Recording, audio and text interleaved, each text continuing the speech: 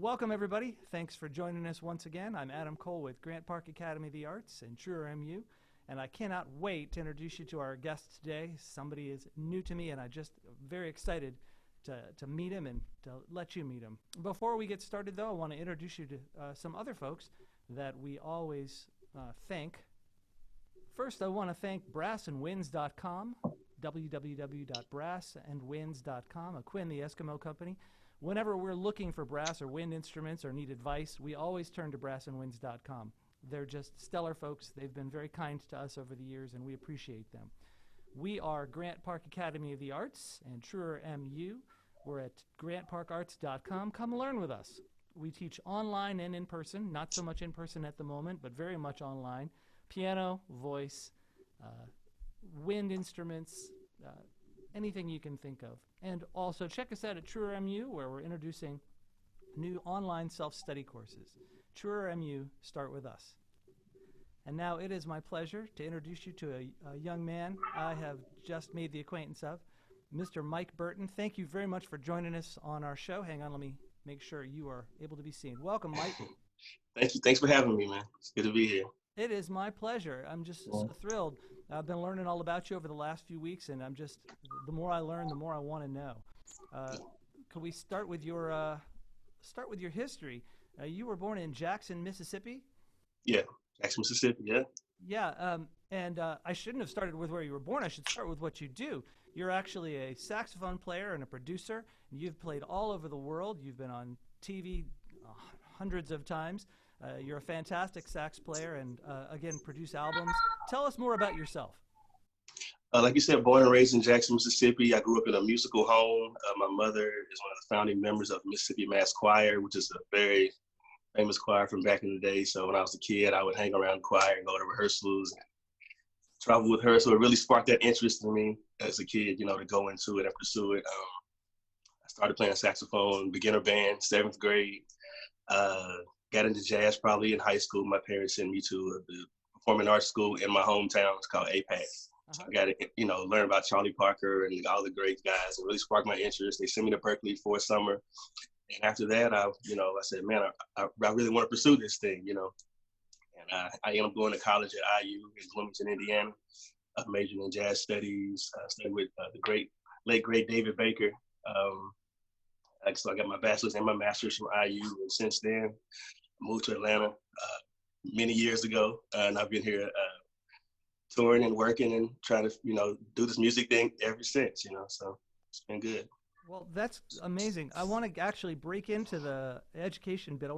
You've talked about a lot of stuff, and I want to talk about each piece of it. Mm-hmm. Like we said, you were born in Jackson, Mississippi, and I know your parents took you to lots of music. They let you hear a lot of music. Okay. Do you consider yourself more a jazz artist, more a soul artist, or a combination of both? I consider myself a musician. I tell a lot of young people, man, you have to be well-rounded. You have to, especially if you want to work. You have to be a chameleon. So definitely, I majored in jazz studies in school, have 2 degrees in that. But I come from a very soulful gospel type background, playing in church every Sunday morning as a kid, and so I just love music, man. I try to play the gig. Definitely I probably am more at home in more R&B soulful settings, but I definitely, I love the greats. I love, Dexter Gordon, Sonny Rollins, Charlie Parker. I love Kenny Garrett, one of my favorite saxophone players. So I just encourage, young aspiring musicians to just do it all, That's good advice. Well, with jazz, though, now jazz is something that you really could make a living without going into jazz. I mean, it's not the kind of thing that anybody goes into lightly. I mean, you really better love it if you're going to do it. And you have. You've not only gone into it, you studied it in great detail. Did your parents expose you to jazz? Did they take you to jazz when you were a kid? I would say my dad was probably more so into more like the smooth jazz. He loved Grover Washington and people like that. So definitely I was listening to it. Actually, my uncle, he's passed on since, but when I was middle school, high school, he had a great album collection, man, of the real, the real straight ahead stuff. And so I was just sit on the floor with him and listen to albums for hours. And so I guess with him, and then, like I said, in high school, my teacher, Dr. Perry Combs, was a great guy. he exposed us to, you know, back then that was the big Jamie Aebersold play along day. So I was getting into that, you know, that stuff back then. So just a great collection of influences and positive people in my life that kind of pushed me in that direction. And my parents encouraged it, definitely. Well, before we talk about Berkeley, tell me about Jackson, Mississippi. I have been there once. It's a cool city, but it's very isolated. It's far from everything. What was it like growing up there? Was there a good music scene? Did you feel like there was a good community? Most definitely, man. I mean, it's you know, I would say it's, you know, it's the home of the blues. I mean, definitely Jackson is kind of where the Mississippi Delta starts. I guess, like, you know, just north of Jackson is Jackson City, Mississippi, and that's where the Mississippi Delta is, and that's where you have greats like, you know, Robert Johnson, you know, the father of the blues, man. B.B. King is from that area. So definitely growing up, it was tons of blues festivals, and I mean, all summer long. So I grew up being experiencing that. When I was in high school, I was playing in clubs at 16. My mom would take me to the club to play, but I was definitely cutting my teeth with the blues and, like I said, in gospel music. So Jackson is a lot of blues, a lot of gospel, and it's off to the crossroads of the South. You say it's isolated, but it sits really in between Dallas and Atlanta. It's like 6 hours from Atlanta, 6 hours from Dallas. Mm-hmm. It's like 2.5 hours from Memphis, 2.5 hours from New Orleans. So you got to go through there on I-20 or I-55. And so I think that's, you know, it's kind of like a nice mixture of cultures in that sense. It's also, like I said, close to New Orleans and Memphis. So I spent a lot of time in those two cities. Memphis, a lot of blues, and New Orleans, a lot of jazz. You know, so it's just yeah, I apologize for Jackson, Mississippi for calling it isolated. You have educated me. It really does sound like it's actually just, it's very fertile ground. It's right in the middle, like you said. That's amazing. Yeah. But then you went to Berkeley College of Music for a summer program, and that changed some things for you. Most definitely. Being there, I mean, you know, like Jackson, it's kind of a small community. And even in high school, you know, I thought I was pretty good. I was making the all-city band and all that stuff, you know. But I got to Berkeley, man, and it was kids from all over the world, Israel, South Africa, all over Europe, all over the States, man. And they were burning. I'm talking 16, 17 years old, man. And so I got my behind kicked pretty well. So when I got home, I was like, man, I gotta, you know, no knock on Jackson, but I need to get out of here and be exposed to different things, and just to have those kind of influences to help me grow as a more well-rounded musician. So that's what I did, man. But it was awesome, you know, that summer. It took you all the way to Indiana University, where you studied with David Baker. Oh yeah, most definitely. And IU was great for me too. The same thing, just kids. Like I said, where I'm from, a lot of us were playing the blues and the gospel, but not so much knowing the standards and kind of things that some kids in other cities around the country and around the world were getting at such a young age. So to be, when I got to IU at 18, just meeting these kids from all over the place, man, playing like that, you know, you learn a lot in the classroom, but also your peers push you. And that was just great for me, man, you know. Can you talk about that, how you were pushed? Yeah, man. I mean, like, you know, we would have our little jams outside of class. We would, you know, there's a place called Bears Pizza in Bloomington, and that's the place. Yeah, man. So that's the place. They had this thing every Thursday night called Jazz Fables. We would go, and sometimes I would play. Sometimes you just hang out and watch the other students play, man. And you know, going to there were 4 big bands at the school, so every Monday was a big band concert. So going just to see kids your age, I mean, just blazing, man. And so it was very inspiring, and it makes you want to go into the practice room and shit and try to get your stuff together too. You know? I want to introduce people a little bit to David Baker. There's a lot of folks who may not know who he was. Even some jazz musicians might not know. Right. David Baker was a third-stream jazz composer. Which meant he liked to incorporate classical music ideas into his jazz compositions. It was kind of like a classical approach to jazz. Yeah. And he also was really good about taking ideas that had previously only been kind of talked about and heard, and he codified them into articles and books. So he was really trying to make sure that jazz was taken seriously. And in a university like IU, there was probably a lot of pressure on him, it being one of just a dozen jazz programs at the time, to be respectable. Can you talk about David Baker and maybe did you feel from him a kind of a pull between that spontaneity that you enjoyed and loved versus that, you know, academic discipline? Somewhat, yeah. I mean, but Baker, he was just so passionate about what he did. If you guys don't know him, I would say he's one of the architects of jazz education in this country. I mean, like him, Jerry Coker, guys like that, like they wrote the books that are still being used today. all over the country in various programs, man. And and I can hear you with the way you said, like, very academic. So he had his patterns and he had these things he would teach us, but just to get you acclimated, I guess, to playing over chord changes and things of that nature. And sometimes he would be hard on me because there was a group I was in school called the IU Soul Review. And it wasn't part of the School of Music. It was part of the African American Arts Institute. And we played, like, Black popular music from the Motown era through whatever was going on at the time. So and I was really involved in that group. Even when I got my master's, that was my assistantship. I taught in that group. And he would say, Mike, you need to spend less time over there, more time working on this stuff over here. But he was hard on me, man. He was hard on all of us, but he was a great teacher, man, so passionate about the music.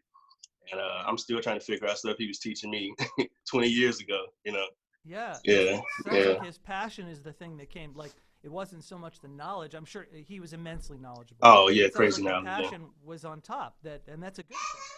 Oh, yeah. I mean, when I got there in 1996, I'm telling my age now, but in 96 as a freshman, the program, he taught pretty much every class. It was him and a guy, Dominic Sparrow, was the other jazz teacher. He played trumpet, but Baker taught basically every class that was in the jazz program. And it wasn't until like my junior year they started bringing in more professors, and the program started to grow.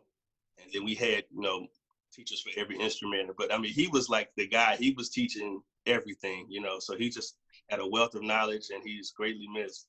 So he had to have the passion because there was a lot Oh, of yeah. pressure on him. A lot of pressure. Yeah. That's incredible. Yeah. Well, Yeah. okay. So you left IU, and then you toured with the Universal Circus. Yeah, that was my first tour out of college. Yeah. Yeah. Okay. Now I have a question about that. That is a black-owned company, and Mm-hmm. when you got that gig, was it just a gig for you, or was there something about it being a black-owned company that meant something to you? I guess at first it was just a gig. I mean, I was finishing up grad school, and I was doing what kids do. I was putting in applications to teach at universities or teach. I had my master's. I'm thinking, okay, I can teach at some small college. I can teach at a high school or something, and nothing was panning out for me. I had no experience teaching anyway. And a buddy of mine, Bill Hauser, shout out to Bill Hauser. He had moved to Atlanta, and he was doing the gig. He had enough of it. He was like, man, I'm sick of this. I don't want to do this. And I'm just, I'm 23 years old. I'm like, man, I need a job. I was like, so what is it paying? He told me what it was paying. I was like, well, man, I'll do it, And 2 weeks later, the tour happened to be in Indianapolis. So I drove up. I actually borrowed his tenor. I didn't own a tenor at the time. And I went and sat in with the band, and I got the gig on the spot. And a week later, I was in St. Louis with the masters from IU touring with the circus. So, but it was a great learning time for me, man. I did it for 2 years. We toured like 10 months out of the year, coast to coast. So we would set up shop in New York City for like 2 months. We'd be in LA for 6 weeks. So just give me a chance to, as soon as the show was over, I'd go out to all the jam sessions and meet various musicians and people from all over the country, man. And it was just a great time for that. For me, hard work, but it was fun. Yeah, it sounds like it was your first exposure to genuine touring on the road. It was, yeah. Well, I guess I did a small one maybe when I was like a summer in college, like 19. I toured with this blues group, Willie Clayton, and we did like, the Chillin' Circuit, and it was cool though. Yeah, but again, that was small scale, and this is like you did this for a couple. Oh, of years. Yeah, isn't that right? Couple of years, yeah, couple of years, yeah. And then that gig dried up. It dried up. Yeah, I guess the van was a little too expensive for the tour, so they got rid of the entire van, and I was back to looking for a job. Then what happened? And then let's see. For a short time, I was touring with a guy named PJ Morton. He's since gone on to be part of Maroon 5. So I did that for a little while. I did a little New Edition, just a sub, and then I was still looking for a job. I had gotten an offer to teach at Benedict College, a small college in Columbia, South Carolina. And my fiance, who's my wife now, my fiance at the time, she was like, Mike, you don't want to move to Columbia. You don't want to do this. Let's just wait, And so I turned the job down. And then maybe like a week later, it's my birthday. We go out to hang out with Cafe 290 in Atlanta. And it's a jam session here in town. And the guy who was the band director, music director for Tyler Perry was there. And he was supposedly looking for me to be an extra in this movie, Medea's family reunion. So, which was crazy. I'm like, you looking for me, you know? And so that was a Sunday night. And so Tuesday, I'm on set at this movie set, just playing in the background, this little poetry club scene or whatever. And you know, I'm very ambitious, and so I asked the guys, like, you know, so I hear you guys going back on tour. Are you looking to take anybody else out on the road with you? He said, well, we actually need a keyboard player. You play keys, and I play keys a little bit. So I said, yeah, you know, I can do that. Next thing I know, he goes and says something to Tyler Perry, and he comes back and said, well, you got the gig, man. I was like that, and that turned into 10 years of touring, doing stage plays and working on movies and TV shows, and, you know, just really changed my whole life, you know. Yeah, if you don't mind, I'm going to list some of those things that you did. You worked with Jill Scott, Anita Baker, Mary J. Blige, P.J. Morton, Adam Blackstone, Patti LaBelle. You appeared on The Tonight Show, Good Morning America, Steve Harvey, Ellen, Jimmy Kimmel. You even got to perform with Aretha Franklin. You did all that, and it all came from you being brave enough to say, yeah, I play keyboards, sure. Really? I mean, so I tell a lot of people, man, you know, closed mouth doesn't get fed, man. So speak up, ask questions, you know, even in this era of social media, don't be afraid to toot your own horn, because a lot of us don't have agents or publicists or even managers, you know what I'm saying? So you got to put yourself out there, man, if, you know, and don't think you're being arrogant or cocky. You know, I definitely think I'm a humble guy, you know, but you got to put yourself out there, man. You know, nobody's going to just come knock on your door and say, hey, man, I'm trying to find a horn player. Can you play? You know, they have to know you and see you, so. Well, I think a lot of people, if they didn't feel like, I mean, some people might be afraid to say, yeah, I play keyboards, because they don't play keyboards well enough. Right. What if you had gone, I'm going to play devil's advocate, what if you'd gone into that gig and you couldn't have hacked it and you play keyboards and they're like, no, man, thanks, don't come back tomorrow. We appreciate it. Well, man, you know what gave me the confidence? Okay, so my first little independent project I did, you know, I produced all my own tracks. So I've been making beats or whatever for a long time, you know. So I played all my tracks, and I played over the project. And then a buddy of mine, Melvin Baldwin, who lives in Atlanta, drummer, he mixed it for me.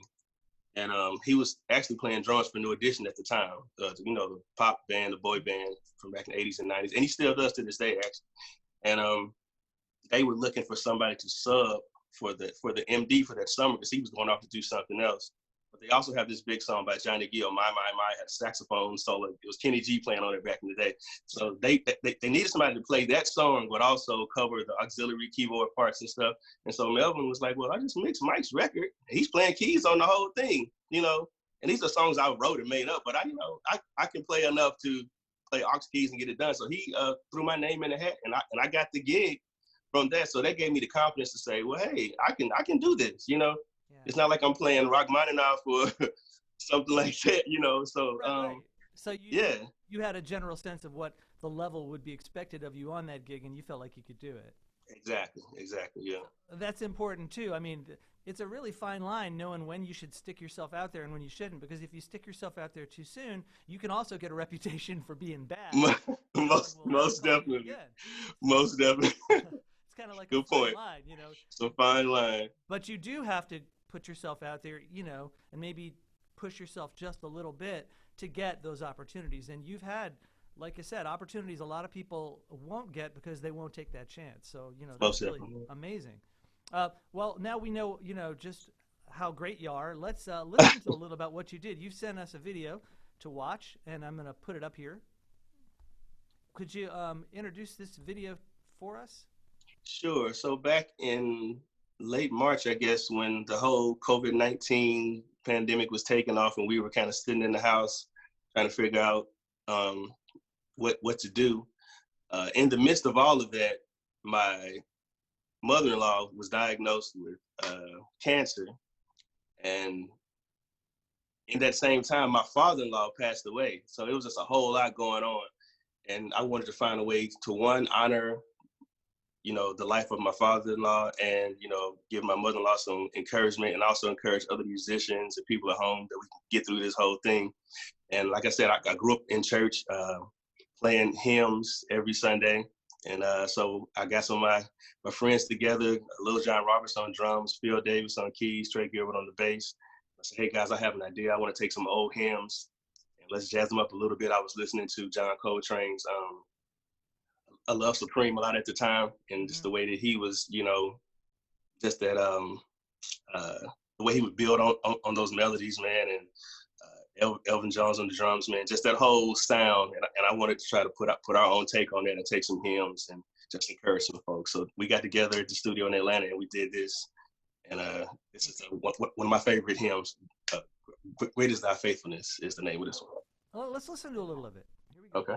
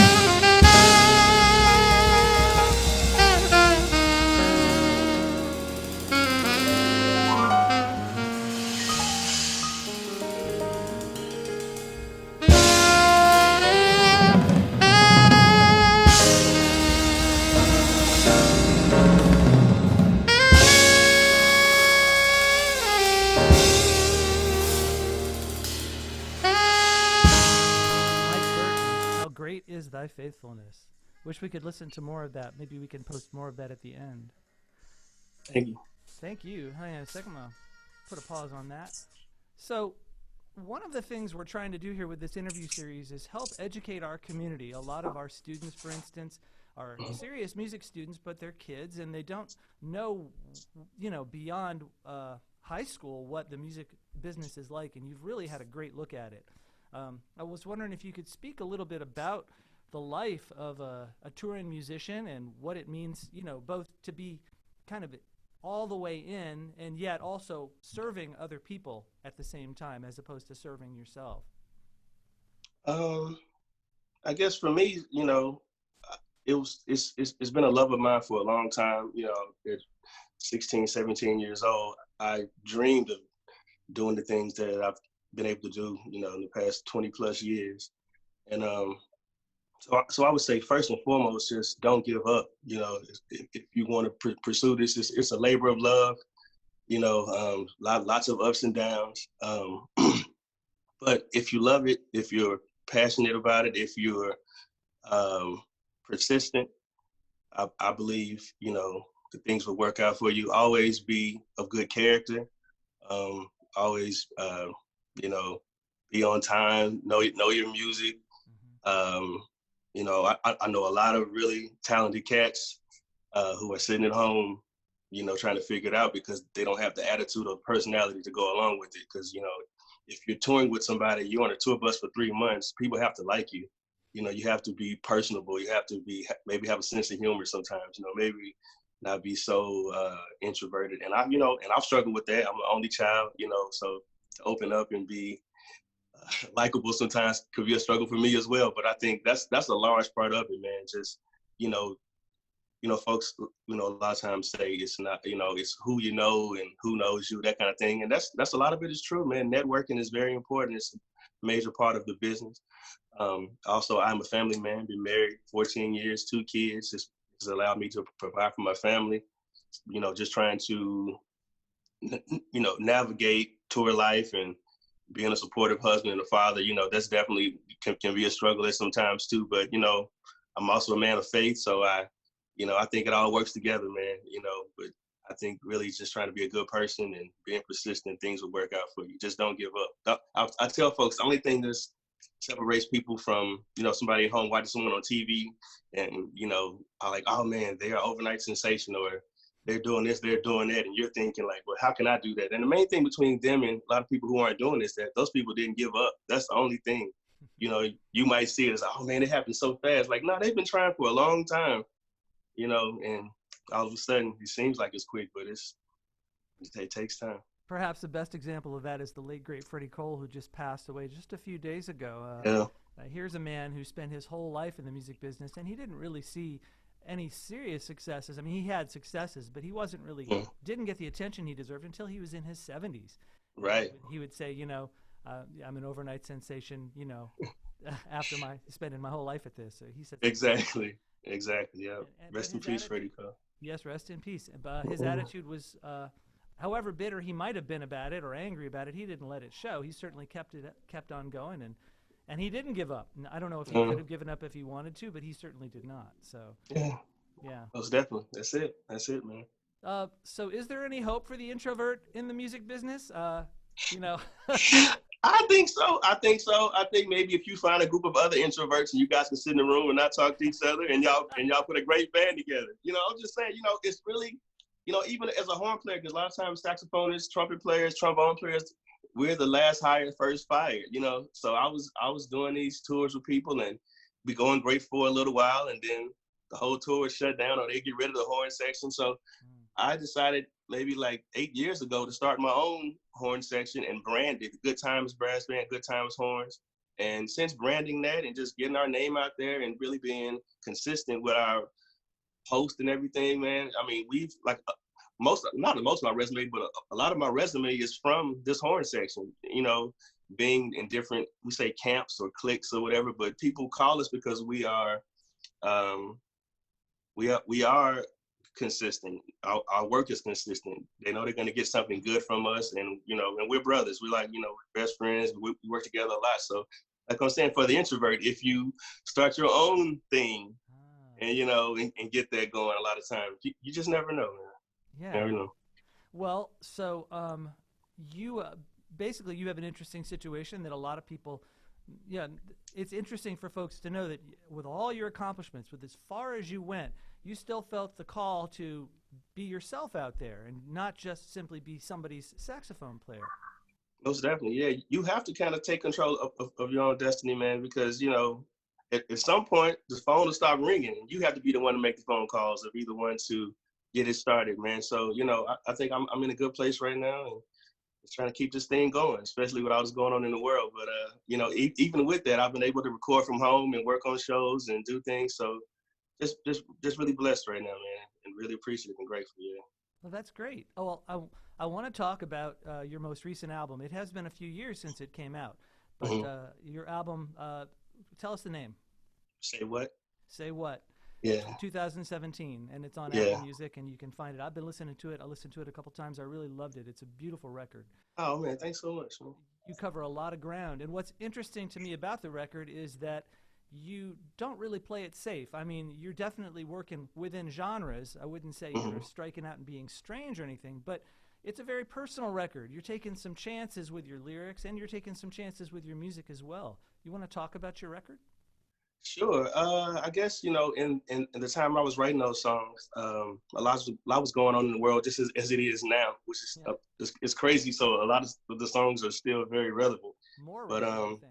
Probably more relevant, yeah. So just talking, things going on in America. In my travels, I've gotten to see, I've been to Russia. I've been to Africa. I've been all over Europe. I've been, to Japan, been to Asia, and just seeing that most people, we're more alike than we are different. If people get caught up watching the news or watching or just talking to people in their circle and never meeting people outside of their circle, we can begin to form stereotypes of other races, other countries, other nations, other people who live on this side of town, whatever, that aren't really valid because we haven't talked to them face to face, or so we come up with these ideas of these people who it's not accurate because it's someone else's account, not our own account. So I think a lot of the record stems from that.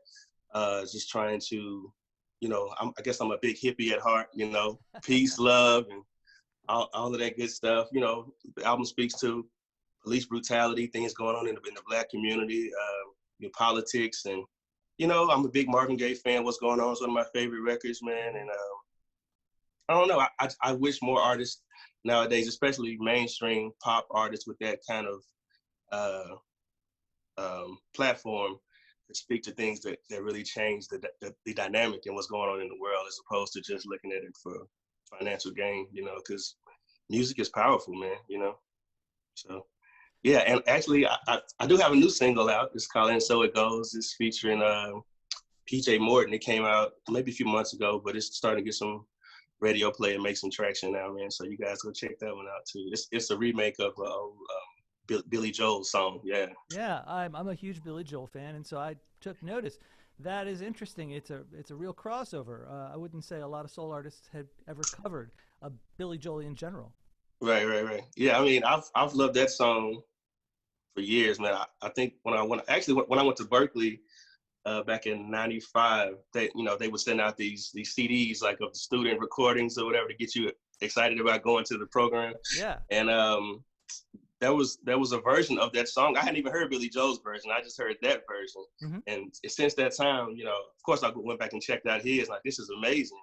Yeah. And I've loved that song ever since, and been trying to find a way to cover it in in a good way. So he would. Song's had quite a life of its own. No, it's fine. I'm sorry to interrupt you. The song has had quite a life of its own. It's been covered by groups like the King Singers, too. It's had choral arrangements, and of all his songs, that's one of the ones that's really just been ideal for crossover. It seems to speak to a lot of people. It's beautiful, man, and it sounds like almost like Celtic or something, like a hymn or something. The way the chords move, man, it's beautiful. So yeah, I'm glad I was finally able to put that out. Yeah. And your cover is very nice. It's a really nice arrangement of it. I appreciate that. Thank you. Now, the one thing you didn't mention about your album is how vulnerable you made yourself personally on it. You put tracks of your two daughters saying their prayers, and it's just really touching, and you think, wow, what great kids. That's beautiful. He's got a great family. And then, just 2 tracks later, you hit us with Come Back, which is it's a painful song to listen to, and you really open yourself up. For those that haven't yet heard it, Come Back basically is a conversation between you and one of your daughters about touring and why aren't you home, and that's a tough thing to hear. You want to talk about Come Back?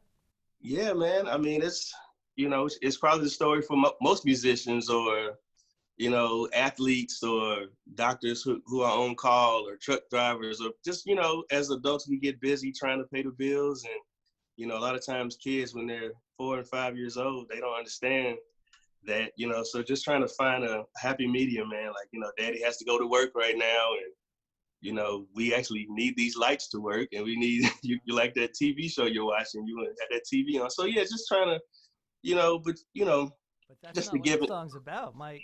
The song is not about that. In fact, the song is about, she says, how much money do you need? And you have no answer. I have no answer, man. This being an adult, man, and trying to figure this whole adult thing out, and knowing this is my passion. I love this music thing. I love what I'm doing. I love my family. These kids didn't ask to be here, I made this decision, but just trying to figure it out, man.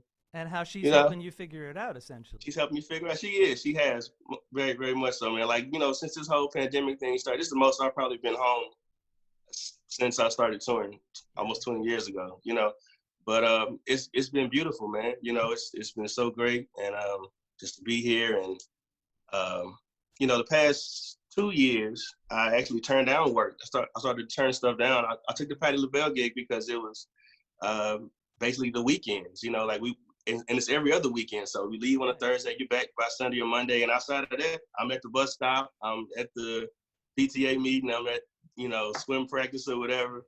And so it's just been good, man. Just trying to, see what life is really about and what's most important and try to just balance this whole thing out. It's been good. Well, I'm going to ask you a question. You don't have to answer this if this is too personal. But over the years, did you ever find the road to be addictive or a good escape from home? Did you find that what your daughter said to you reminded you that perhaps, you might have been using the road in a way that you should not have been using the road, not just to earn a living, but to get away from the pressures of being a dad? That's a good question, man. I will say, I think, the road does keep things fresh at home. I will say that as being a married man, we look forward to seeing each other and that reconnection. It's like we're dating again. It's like I miss you, as opposed to some people can be married for a long time and they it gets I don't want to say the wrong thing, but what is it? Monotonous, maybe. A lot of times, what I'm saying. Get sick of it. No, no. But I'm saying, but I do think it keeps it exciting. Like if I'm in a nice place, I say, babe, you want to come out for the weekend and we can go. It's like a paid vacation, So that kind of stuff is cool. But I do think I've reached the age where like extensive touring, like being gone for months of the time, I'm good with that. But I think like working with Patti and doing some award shows, sometimes we go out to LA for a week or something, like that gives you enough of, like the rush. There's definitely a rush that we get from being on stage and playing in front of thousands of people. And, it's very, that can be addicting, just not even like the extra stuff, like the tour bus or no party, no kind, but just like the rush of being on stage and hearing that crowd. And if you play a solo and everybody loves it, it's like, man, this is crazy, so I definitely miss that part of it, having been at home for so long now. Yeah, people but cheer for you like that when you go to a PTA meeting. Man, look, I've done some of these live stream things. It's the weirdest thing. You put out this passion into your thing and then you finish playing, it's just crickets, It's crazy, but yeah. Well, it sounds like you have a good relationship as well, and a special one, because a lot of performers, they're married 3 or 4 times. Louis Armstrong was married 4 times. Right. It's hard to sustain a relationship, even if you are cognizant of your home life. Yeah. But I think I also had a great example, and I still do. My parents have been married for 44 years now. So just seeing that example, seeing parents who work at their marriage. When I was in high school, my dad was working on his PhD, and he was gone quite a bit. He would have to go up to Mississippi State. I was living in Jackson, like 3 hours away. He'd be up there several days a week. He went and did like some kind of fellowship or something in DC for 6 months one time when I was growing up, so just to see, but, he always was on that phone. He was flying home as much as he could. And, so just seeing that example definitely has taken me into my adulthood, man. I think that's so important for young people to see positive marriages, and that it does work, It is important, and it's important for anybody thinking of getting into the business to understand, that you're expected to be a good partner even if you're on the road, and that is most definitely. If you want to have a life, you can have a life where you're just on the road, but I think that can dry you out. Most definitely. I mean, when I come home, it makes it all worth it, man. See those kids, see my wife come home to a home cooked meal, and the house is made up so nice, and it's beautiful, man. Yeah. Well, now we were talking about how a key moment for you was where you, speaking of your fiance, where you turned down a job to teach, a steady job that would have provided you a place to live and something to make sure you weren't, and your fiance told you, no, just hang on, just wait and see. Yeah. And that was great. But I think there's a return for you to education to some extent. So you were the artist in residence in the U.S. Virgin Islands, and you were educating out there. Is education a part of your future, and what does it mean to you? Arts education is definitely a part of my future and my present. Like you said, I was working in the Virgin Islands. We would go down like 2 weeks at a time. We would spend a week in St. Croix, a week in St. Thomas, and working with all the middle school and high schools down there. And also spending some time at the university working with some of the college kids as well, man. And just, it was education, but it was also mentorship, which is very important to me. I mean, a lot of those kids, they still call me and text me to this day, just asking me questions. They're my Facebook friends now. They're some of them a little bit older. And we keep in touch, man. And, I think they're really inspired by what I'm doing, because a lot of those guys, they want to pursue this full time. Mm-hmm. And some of the schools down there, I mean, it can be like some of the facilities can be a little rough, man. So just to have something positive for them to take from us being there it means so much to me. I'm on the Grammy board here in Atlanta, and I'm on the education committee.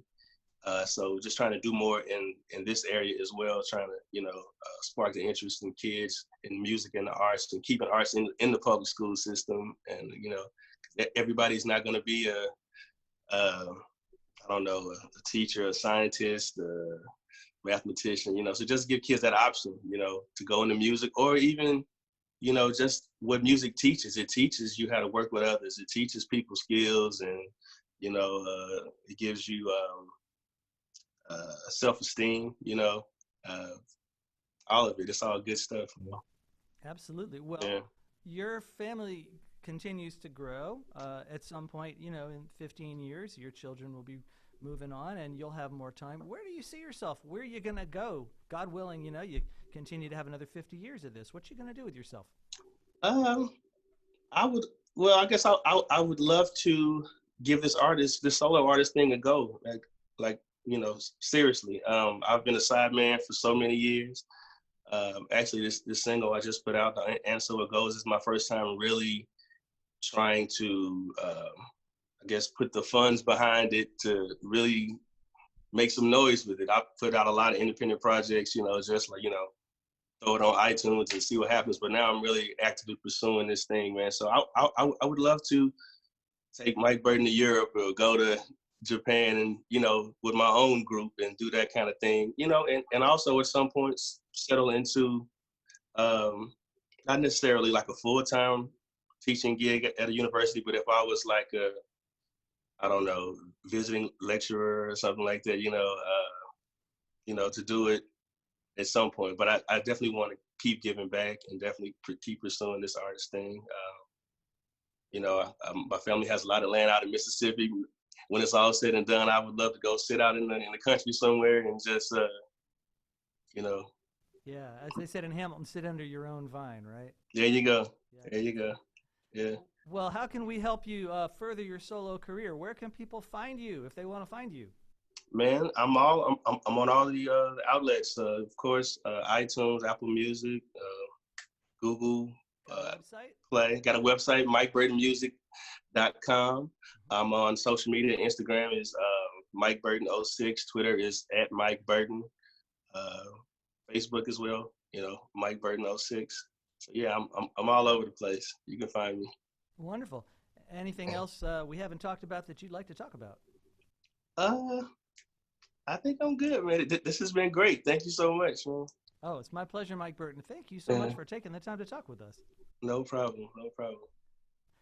And we want to thank you all for joining in as well. We really enjoyed our conversation with Mike, and we hope you did too. We have other conversations coming up. We should be talking to Rick Beato next week, and we're looking forward to that. And we've got a whole slew of musicians lined up to help you learn about the business. If you have any questions for me, I'm Adam Cole at grantparkarts.com and TruerMU.com. And you can reach me at adam@grantparkarts.com. Thanks again, everybody, and we'll see you next time.